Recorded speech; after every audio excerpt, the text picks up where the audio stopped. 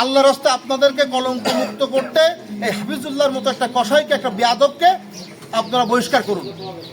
পাশাপাশি ইতিমধ্যে এই ঘটনায় যে মামলা হয়েছে, আমি প্রশাসনের কাছে জেলা প্রশাসক এবং সাতক্ষীরার পুলিশ সুপার মহোদয়ের কাছে বিশেষভাবে অনুরোধ করব, আশাশুনি রিপোর্টার্স ক্লাবের পক্ষ থেকে, এবং আপনারা দেখেছেন অনেক সাধারণ মানুষও কিন্তু আমাদের সঙ্গে সম্পৃক্ত হয়েছে।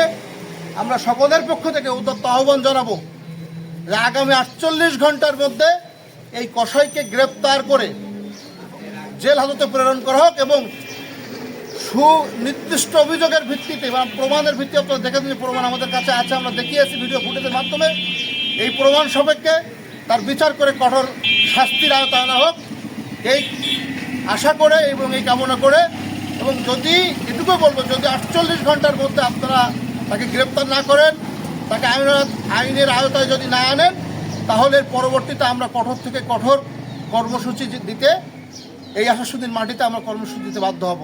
শনিবারের উপর সন্ত্রাসী হামলা করে এবং তাকে বেধড়ক মারপিট করে অবরুদ্ধ করে রাখার প্রতিবাদে আজকের আশাশুনি রিপোর্টার্স ক্লাবের আয়োজনে এই মানববন্ধন সাতক্ষীরা সদর থানায় মামলা রেকর্ড হলেও কোন অদৃশ্য কারণে, কোন শক্তির বলে, কার কারণে এখনো পর্যন্ত সেই সন্ত্রাসী গডফাদার হামলাকারী ডাক্তারকে গ্রেপ্তার করা হয়নি। আমরা এটা প্রশাসনের কাছে জানতে চাই।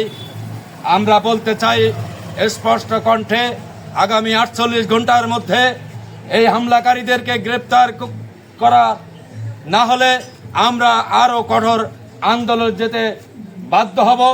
তাই আমি সাতক্ষীরা জেলা প্রশাসক, সাতক্ষীরা জেলা পুলিশ সুপার সহ আইন শৃঙ্খলা বাহিনীর কাছে আবেদন জানাচ্ছি, অবিলম্বে হামলাকারীদেরকে গ্রেপ্তার করা হোক 48 ঘন্টার মধ্যে, নয়তো আমরা আরও কঠোর আন্দোলনে যেতে বাধ্য হব।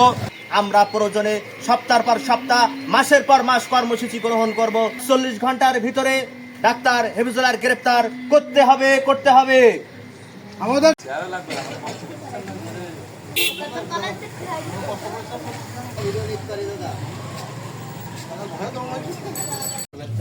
আশাশুনি রিপোর্টার্স ক্লাবের আয়োজনে আপনারা দেখছেন সাতক্ষীরা। এ পর্যায়ে আজকের এই দুর্নীতিবাজ ডাক্তার হাফিজুল্লাহর গ্রেপ্তারের দাবিতে